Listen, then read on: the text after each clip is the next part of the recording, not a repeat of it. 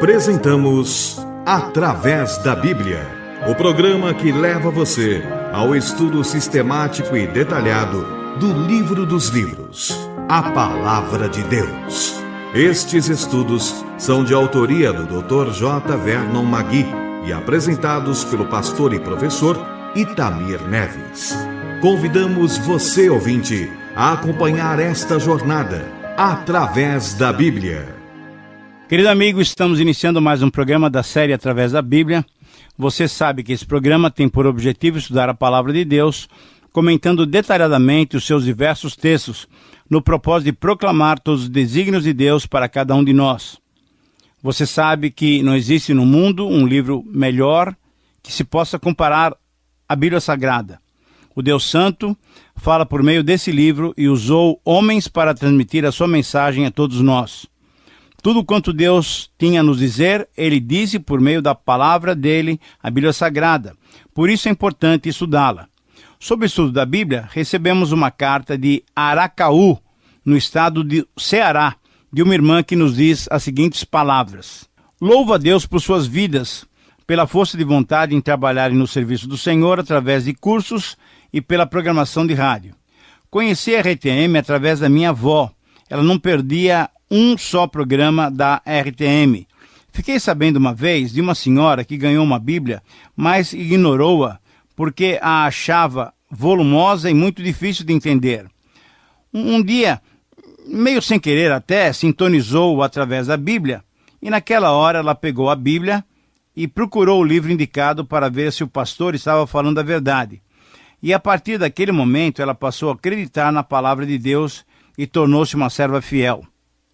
Queridos amigos, que Deus os abençoe. Minha irmã, muito obrigado por suas palavras. Querida irmã, as suas palavras soaram agora como um grande incentivo para nós. Muito obrigado mesmo, nós nos sentimos em unidade com você. E, na verdade, esse é o nosso propósito. Através desses estudos, nós queremos edificar muitos irmãos e muitos amigos.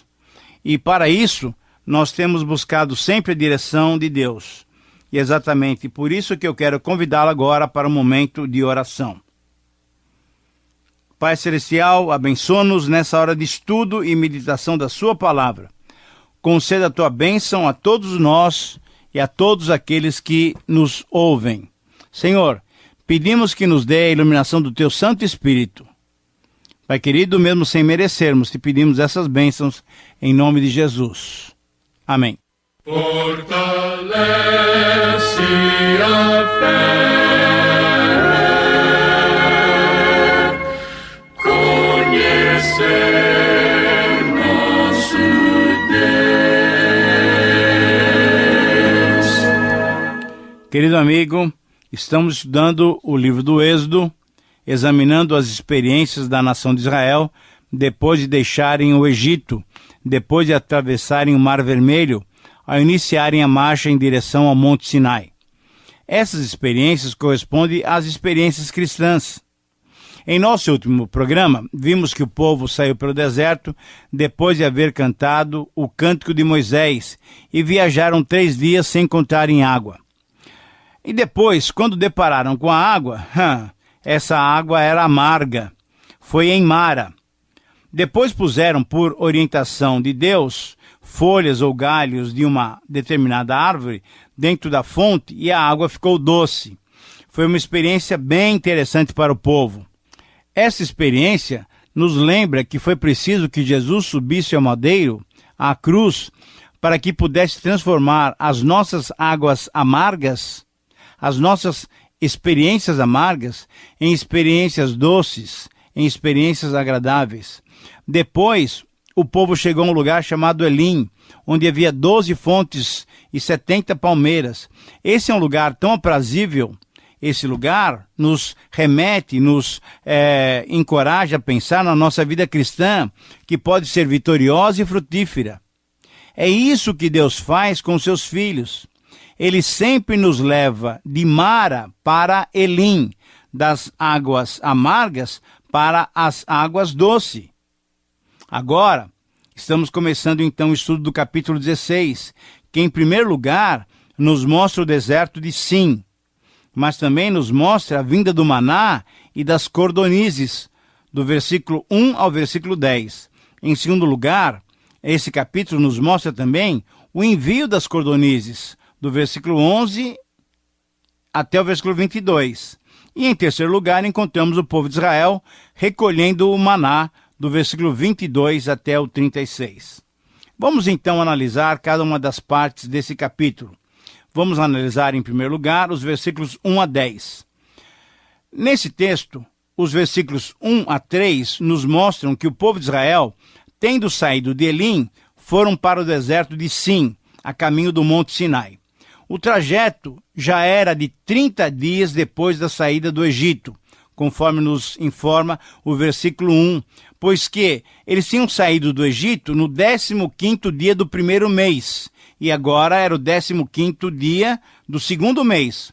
Provavelmente depois de uns dias em Elim, onde puderam descansar, arrumar os seus pertences, sentaram-se à sombra das palmeiras e beberem água fresca, os israelitas, ainda sem terem a devida noção do que significava ser um povo livre, conforme o versículo 12, o povo de Israel murmurou mais uma vez contra Moisés e Arão. Faltava-lhes o quê? Uma vez faltou água e agora faltava-lhes carne. Reclamaram de modo duro, conforme o versículo 3. Quem nos dera tivéssemos morrido pela mão do Senhor? Morreríamos? Mas morreríamos comendo carne e pão até nos fartar. Querido amigo, mesmo depois das manifestações divinas em seu favor, seguindo pelo deserto, uma nova dificuldade surgiu à sua frente. Faltou-lhes então alimentação e mais uma vez a sua fé esmoreceu. E murmuraram arrependendo-se de terem saído do Egito. Você percebe quanta cegueira espiritual e quanta ingratidão? Por causa do desconforto do momento, por causa das dificuldades, por causa das circunstâncias, falharam completamente em perceber a imensa vantagem de estarem sob a bênção e sob a direção de Deus, e não sob a escravidão do faraó. Veja só quanta ingratidão. Os versos 4 a 10 relatam que o Senhor disse a Moisés que então faria chover pão do céu, que o povo deveria recolher a cada dia como prova se obedeceria ou não à lei de Deus. Moisés e Arão, então, disseram aos israelitas que, diante do milagre de Deus, eles teriam de saber de uma vez por todas que fora Deus quem os tirara da terra do Egito e que pela manhã também veriam a glória do Senhor, conforme o versículo 7. Moisés também comunicou a toda a congregação que o Senhor lhes daria carne ao entardecer e pão ao amanhecer, porque Deus tinha ouvido as suas murmurações que tinham feito contra ele mesmo. Explicando assim Moisés e Arão que quando eles murmuravam, não estavam reclamando de Moisés ou de Arão, mas sim do próprio Senhor, do próprio Deus. Querido amigo, temos aqui uma declaração muito importante nesses versículos. Deus ouve as murmurações. E Deus não se agrada das nossas murmurações. Deus não se agrada quando nós temos esse espírito de amargura, de reclamação. Mas existem muitos crentes hoje que estão lamentando, estão murmurando. Muitos murmuram e lamentam o tempo todo. Deus não se agrada de um cristão que vive o tempo todo murmurando, insatisfeito, criticando, lamentando, reclamando de tudo. Reclamam da igreja, do culto muito longo, do louvor que só repete as mesmas músicas, do pastor que não cumprimentou, que não visitou, que demorou na pregação, enfim. Deus não se agrada daqueles que, se dizendo cristãos, só vivem murmurando, só vivem reclamando. Querido amigo, os israelitas tinham muito mais disposição para reclamar das privações e dificuldades encontradas no caminho da liberdade do que reclamar dos sofrimentos da escravidão quando estavam sob o domínio e sob o peso da mão do faraó. No final dessa primeira parte, no versículo 10, Depois de todas essas palavras, olhando para o horizonte, olhando para o deserto que tinham que atravessar, ao invés de verem as dificuldades, o nosso Deus como é bondoso. Deus quis lhes dar uma visão, uma outra visão. Deus quis estimulá-los, Deus quis encorajá-los e lhes revelou a sua glória na nuvem. A coluna de nuvem que à noite iluminava o acampamento e durante o dia dava sombra aos israelitas, era visível e notória a presença de Deus no meio do seu povo. A glória do Senhor, vista pelo povo, era exatamente o sinal da sua presença com eles em todos os momentos. Desde cedo o povo podia ver Deus se revelando a eles, por bondade, por misericórdia e por graça. Era assim, e é assim, que Deus trata os seus filhos. Na segunda parte desse capítulo, na sequência do texto, nos versículos 11 a 21, eles nos relatam o envio das cordonizes.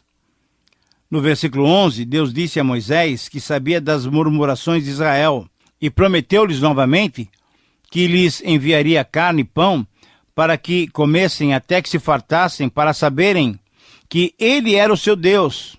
E ainda no verso 13, à tarde, vieram as cordonizes e cobriram o arraial.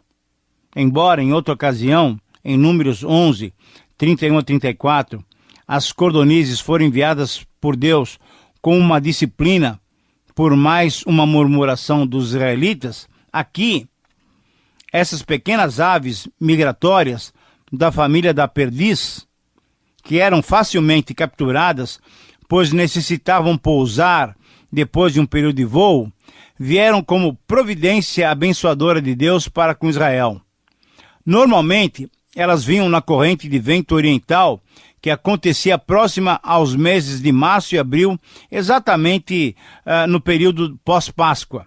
Já naqueles dias, conforme o historiador Heródoto, era um alimento muito apreciado pelos egípcios e, portanto, já conhecido dos israelitas. E ainda hoje, essas cordonizes são consideradas um prato requintado e finíssimo. O alimento que Deus providenciou para com seu povo foi esse alimento de excelente sabor e boa aceitação. Ainda no versículo 13, nos relata que na manhã seguinte, depois de ser dissipado pelo sol, o orvalho que cobria o arraial israelita deu lugar a uma substância fina, semelhante a escamas, fina como a geada. A surpresa era grande. A pergunta direta foi, mas o que é isso? O que é isso? E Moisés então pôde explicar que esse era o pão que Deus lhes dava para o seu alimento. É isso mesmo, querido amigo. O Senhor nos supre em todos os momentos e de maneiras as mais maravilhosas possíveis. Jesus disse, muito tempo depois, que ele era o verdadeiro pão que descia do céu, enviado pelo Pai bondoso, conforme João 6, 26 a 58. Sim, Jesus é o verdadeiro pão da vida.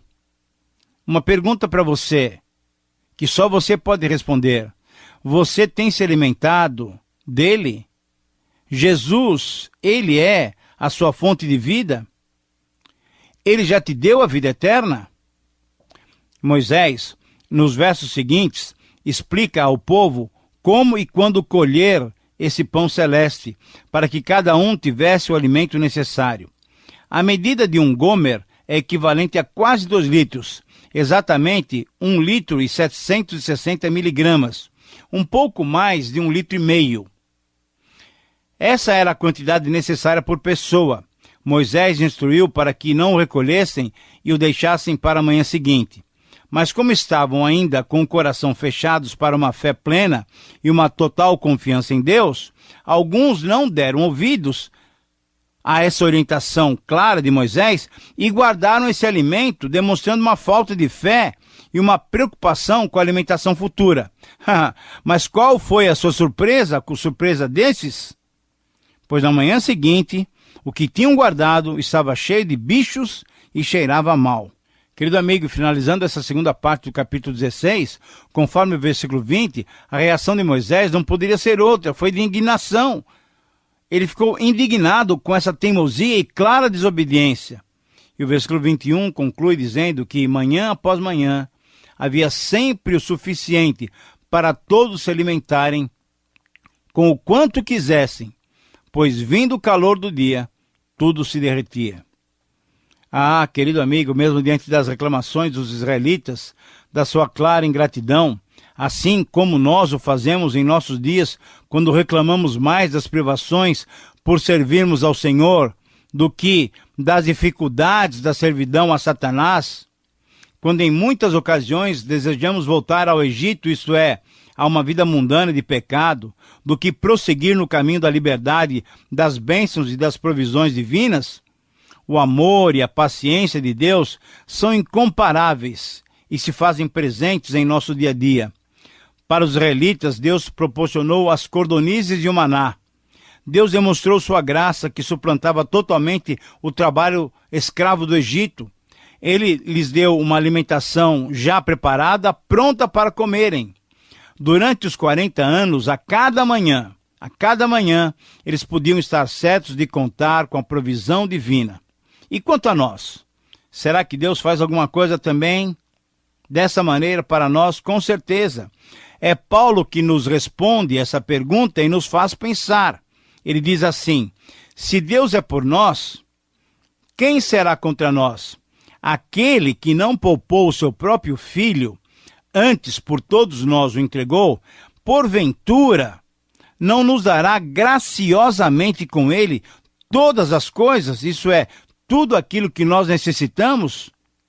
É uma passagem de Romanos 8, 31 e 32. Sim, querido amigo, não há como comparar o cuidado que Deus tem por nós. Cada uma das nossas necessidades, mas veja bem, cada uma das nossas necessidades Ele há de suprir. Sim, cada uma delas são supridas quando buscamos em primeiro lugar o reino de Deus e a sua justiça. Você tem experimentado essa verdade em sua vida? Olha, deixe-me dar um testemunho. Graças a Deus, eu, professor Itamir, posso testemunhar que Deus tem sido fiel, e eu e minha esposa e meus 3 filhos temos experimentado a fidelidade do nosso Deus dia a dia. Espero que você também possa testemunhar dessa mesma maneira. Mas vamos em frente, vamos analisar agora os versos 22 a 36, que são o final do nosso capítulo. Como vemos, Deus garantia o maná para cada dia, para cada manhã. Cada israelita tinha de ajuntá-lo cada manhã. Era uma experiência pessoal.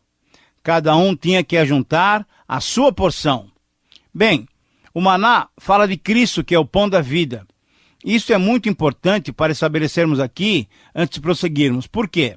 Porque vemos em João, capítulo 6, versículo 32, que Jesus se apresenta como o verdadeiro pão do céu, o pão celeste que dá a verdadeira vida. O maná representa Cristo, que é o pão da vida, que proporciona vida ao mundo. Querido amigo, dizem os especialistas que fazendo aquela jornada pelo deserto, sem uma dieta correta, pode-se sofrer muitas complicações. Doenças horríveis e perigosas podem surgir. Porém, o povo de Deus alimentou-se bem com aquele maná, que era como um complexo perfeito de vitaminas. Tudo quanto o organismo precisava para estar bem alimentado, encontrava-se no maná. Era tudo quanto o povo precisava para o suprimento das suas necessidades físicas. Nos versos 22 a 26, encontramos a orientação para se guardar e santificar o sábado como um dia de descanso. Nem o maná deveria ser apanhado nesse dia. Assim vemos que as orientações sobre o sábado já haviam sido dadas aos judeus antes do Monte Sinai, antes dos 10 mandamentos, antes que viesse a lei. O versículo 27, porém, nos relata que alguns dentre o povo que não creram em Deus, sim, sempre temos essas pessoas no meio do povo de Deus, alguns que não creem.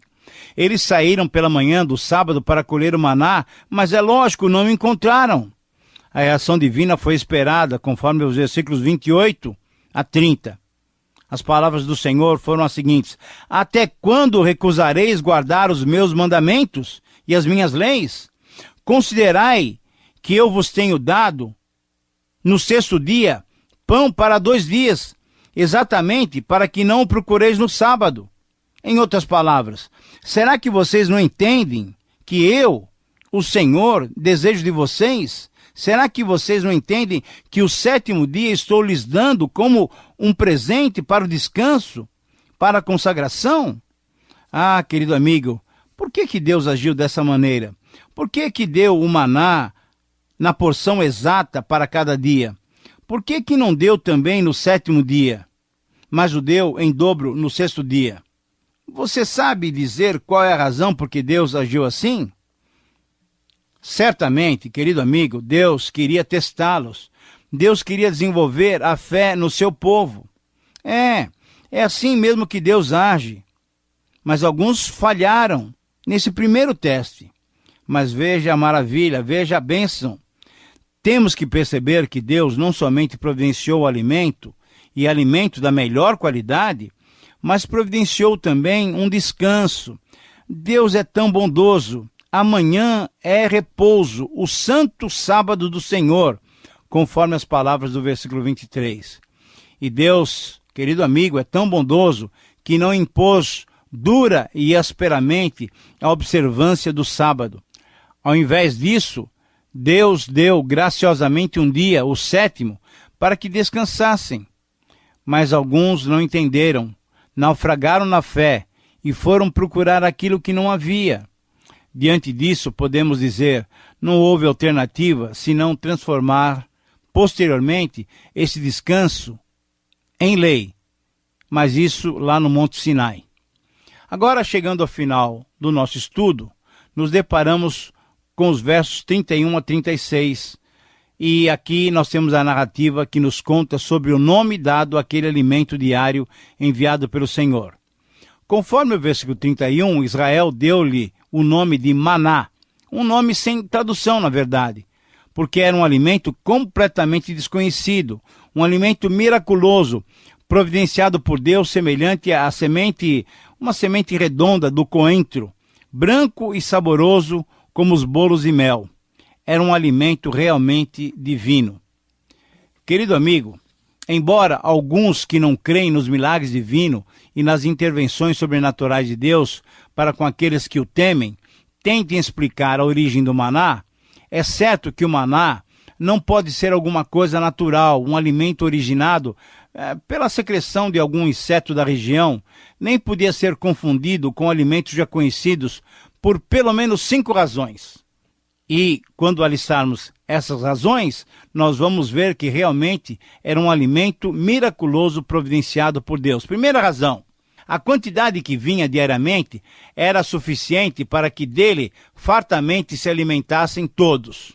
Segunda razão, no 6º dia, a quantidade vinha em dobro, enquanto que no 7º dia não vinha de forma alguma, não vinha nenhuma gota sequer de maná. Uma terceira razão pela qual podemos entender que o maná era um milagre divino é que, quando guardado de um dia para o outro, cheirava mal e criava bichos. Mas, do 6º dia para o 7º dia, quando guardado, isso não acontecia. Não cheirava mal e nem criava bichos. Uma quarta razão ainda para vermos o milagre de Deus na doação do maná é que ele foi preservado na Arca da Aliança, conforme os versículos 32 a 34, nos mostrando que era alguma coisa realmente divina, porque ele foi, durante muito tempo, ficando intacto na Arca da Aliança, sem trazer qualquer problema de mau cheiro ou bichinhos criados. E, finalmente, uma quinta razão, o fato que, durante 40 anos, Israel se alimentar dele, e que ele só cessou quando entraram na Palestina, conforme o versículo 35, realmente comprovam que esse alimento era algo providenciado por Deus, especialmente preparado por Deus para o seu povo, em todo o trajeto que tinham que fazer até a Palestina. Querido amigo, que Deus maravilhoso nós temos. Um Deus que providencia a carne, providencia o pão, providencia toda essa alimentação especial e saborosa, nutritiva, para que o povo tivesse condições físicas e espiritual também, porque a sua fé foi crescendo para essa longa jornada no deserto até a terra prometida. O texto termina com o versículo 36, que nos informa a medida de um gomer, a quantidade diária para que se tivesse uma alimentação adequada. E essa foi a realidade de Israel durante a perseguição, durante 40 anos. Por quê? Porque o nosso Deus é um Deus maravilhoso e bondoso. Terminamos assim o nosso tempo de estudos. Agradecemos a você por sua companhia e agradecemos a Deus por sua capacitação. Que Deus te abençoe e um grande abraço. Terminamos mais uma apresentação do programa Através da Bíblia. Esperamos que você nos escreva, dando a sua opinião sobre o que ouviu. O nosso endereço é Caixa Postal 18.300, CEP 04626-970, São Paulo, São Paulo. Repetindo, Caixa Postal 18.300, CEP 04626-970, São Paulo, São Paulo. Este programa foi produzido nos estúdios da Transmundial. Meu pecado expirou na cruz, e por graça sem igual